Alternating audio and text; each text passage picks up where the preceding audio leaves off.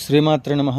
2024 మే నెల 1వ తేదీ నుండి మీనరాశి వారికి గురుగ్రహ సంచారంలో మార్పు వల్ల ఈ రాశిలోనే వీరికి ఉండబడేటువంటి ఒక గ్రహస్థితులు, ఒక పక్కన ఏలినాటి శని ప్రభావము, జన్మ రాహు ప్రభావము, వీటి వల్ల మనోధైర్యం అనేటువంటిది తగ్గుతున్న తరుణంలో ఆ గ్రహాల ప్రభావమును శాంతింపచేయడానికి ఈ గురుడు 3వ స్థానంలో ఉండడం వల్ల ఆ దోషాలని నివారణ చేసి వీరికి కావలసినటువంటి ఒక మంచి స్థితిని ఏర్పాటు చేసే విధంగా ఉంటూ వృత్తి, వ్యాపారము, ఉద్యోగము ఎందులోనైనా సరే మీకు కావలసినటువంటి ఒక శుభ ఫలితాలని ఖచ్చితంగా అందిస్తాడు.